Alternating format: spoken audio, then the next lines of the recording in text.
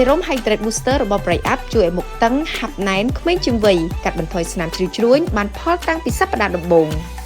Brightening Cream របស់ Bright Up ជួយឲ្យមុខទន់ម៉ត់រលោងល្បាយគ្រីមអាចជ្រាបចូលសន្ទាប់ជ្រៅនៃស្បែកផ្ដល់សំណើមលើសពីគ្រីមធម្មតាដល់ទៅ10ដងជាពិសេសមានមុខងារអាចព្យាបាលនិងជួសជុលស្បែកដែលមកពីបម្រែបម្រួលអរម៉ូនស្បែកងាយប្រតិកម្មមុនស្នាមអុចខ្មៅនិងជាំ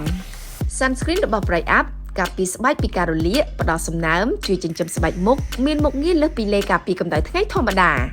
ផលិតផល Bright Up រូបមន្តពីប្រទេសជប៉ុន